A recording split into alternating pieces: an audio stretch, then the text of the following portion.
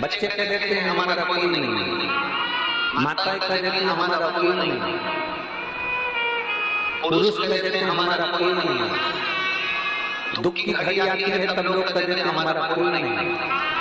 शिव महापुराण की कथा कहती है माता के गर्भ से जब जन्म लिया था ना, जोड़मा बच्चे भी होते हैं ना तो उसमें भी 2-5 मिनट का गैप हो जाता है। माँ के गर्भ से जब जन्म लिया था तो अकेले पैदा हुए थे, मरोगे तो भी अकेले जाओगे। इसलिए संसार में ये मत सोचना कि कौन अपना कौन पराया। जन्म शंकर जी कहते मैंने दिया है, मृत्यु मैंने दी है, घर मैंने दिया, परिवार मैंने दिया, नाते रिश्ते मैंने दिए हैं। तो चिंता मत कर, अंत समय में तेरे दुख की घड़ी में सब छोड़कर चले जाए। शंकर जी कहते हैं पर विश्वनाथ कभी छोड़कर नहीं जाए, विश्वनाथ कभी छोड़कर नहीं जाए, शिव कभी नहीं छोड़ेंगे, शंकर कभी तुम्हारा साथ नहीं छोड़ सकते।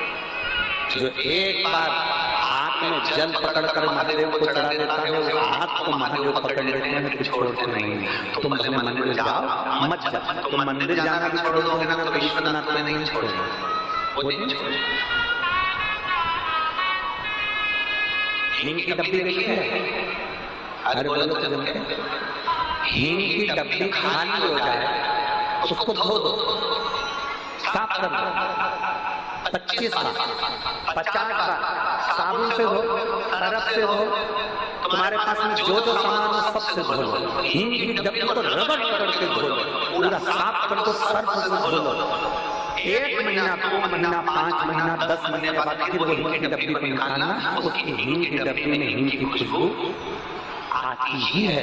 उसी तरह एक बार अगर मेरे महादेव को जल चढ़ा दिया तो ये हाथ महादेव तुम्हारे मरते दम तक नहीं छोड़ता है, वो खुशबू आती ही है।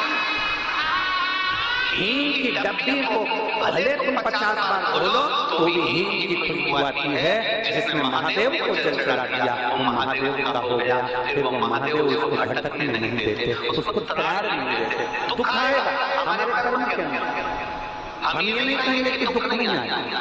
संसार में कोई ऐसा बाबा नहीं है, संसार में कोई ऐसा महाराज नहीं है, संसार में कोई ऐसा व्यक्ति नहीं है जो तुम्हारे दुख को कम कर दे, कोई नहीं है। संसार में दुख काटने वाला तो केवल एक है, वो देवगति महादेव। शिवराज महाराज ने कोई सामर्थ्यता नहीं कि वो आपके दुख को काट दे। संसार का कोई बाबा कोई महाराज तुम्हारे दुख को नहीं काट सकता, क्योंकि ललाट पर जो लिखा हुआ है पूर्व में जो तुम करते आए हो उसका भोग कोई मनुष्य जो में तुम्हें भोगना ही पड़ेगा। तुम्हारा कर्म तुम्हें भोगना, गुरु की करनी गुरु रहेगा, चेला की करनी चेला, उड़ जाएगा हंस अकेला। अपना अपना कर्म सबको भोगना। पेट तुम्हारा दुखता है तो पेट हमारा दुखता है, पाँव तुम्हारे दुखते हैं तो पाँव हमारे दुखते हैं। बस अंतर इतना है कि तुम दवाई खाओगे तुम्हारा पेट बंद होगा, हम दवाई खाएंगे हमारा पेट बंद होगा। उसी तरह हमारे पूर्व के किए हुए कर्म कोई दूसरा नहीं काट सकता। हम शंकर भगवान पे जल चढ़ा चढ़ाकर उनकी आराधना कर श्री शिवाय नमस्तुभ्यं कहकर कथा सुनकर अपने दुख को काट सकते हैं, अपने कर्म को काट सकते हैं। अपने दुख अपने को काटना है, कोई दूसरा नहीं काटेगा। अपने कर्म का भोग अपने को भोगना है, कोई दूसरा नहीं भोगेगा। सब अपने कर्म का भोग भोगेंगे। कबीरा बाबा तो कहते हैं कि गुरु की करनी गुरु बढ़ेगा, चेला की करनी चेला और उड़ जाएगा हंस अकेला। सबको अपना कर्म भोगना है। इसलिए आपका दुख अलग है। संसार में हर व्यक्ति तुम्हारी अड़ोसन पड़ोसन भड़ोसन जितनी बैठी है ना, सबसे पूछो सबका दुख अलग है। किसी का पेट दुखे, किसी का पाँव दुखे, किसी का हाथ दुखे, किसी को ये परेशानी, किसी को बहू, किसी की सास, किसी का बेटा, किसी की बेटी, किसी का आसमान, किसी की धरती, किसी की पृथ्वी, किसी का आकाश, सबका दुख है। संसार में ऐसा कोई मनुष्य पैदा ही नहीं हुआ जिसको सुख नहीं। बस केवल तुलसी या संसार में हाथ भात के सब है, सबको दुख है, सबको कष्ट है, परंतु याद रखना दुख सबको है।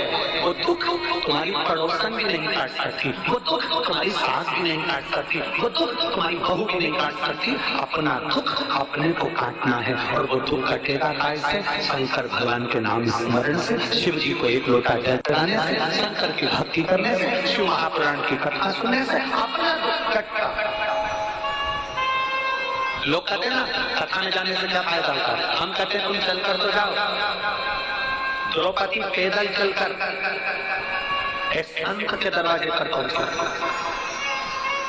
संत ने संकल्प लिया था 108 अश्वमेध यज्ञ का फल दोगे तो मैं तुम्हारे यहाँ भोजन करूंगा। द्रौपदी ने जाकर कहा बाबा हमारे यहाँ भोजन करो। संत ने कहा द्रौपदी तेरे पतियों ने तो एक बार भी 108 अश्वमेध यज्ञ नहीं करे, केवल एक यज्ञ करा तेरे पति ने, और तू कह रही है कि 108 अश्वमेध यज्ञ की। द्रौपदी कह रही है बाबा जितने कदम चलकर मैं मंदिर तक जाती हूँ, जितने कदम चलकर मैं शिवालय तक जाती हूँ, जितने कदम चलकर मैं सत्संग तक जाती हूँ, जितने कदम चलकर शिव महापुराण तक जाती हूँ, जितने कदम चलकर संत के दरवाजे तक जाते हैं, उतने अश्वमेध यज्ञ हम अपने जीवन के कर लेते हैं। इसलिए आप मेरे यहाँ भोजन करें। कभी विचार करिए, आप इतनी संख्या में आते हो, लाखों की संख्या में आते हो, और लाखों की संख्या में आते हो। ये आपके पत्रों का ढेर लगा पड़ा हुआ, हम निकालेंगे इन पत्रों का, आपको दर्शन कराएंगे। कितने पत्र प्रत्येक कथा में आते हैं। प्रत्येक कथा में ऐसी कोई कथा नहीं जिसमें पत्र नहीं आते। इन पत्रों को आप देखिए,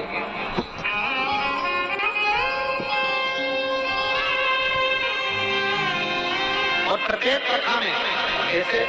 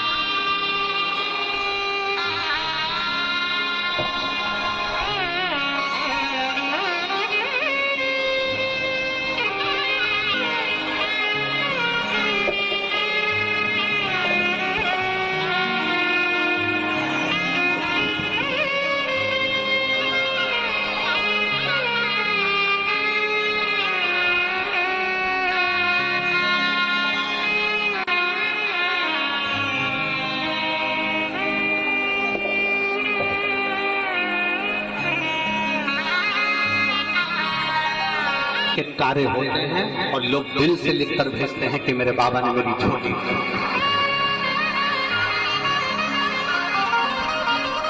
इसमें मोबाइल नंबर भी होता है, एड्रेस भी होता है, कौन से गांव का है, क्या फोन नंबर है, क्या मोबाइल नंबर है, इन पत्रों में होता है। ये लाखों की भीड़, ये लाखों के भक्त शिव महापुराण में ऐसे ही नहीं आ जाते।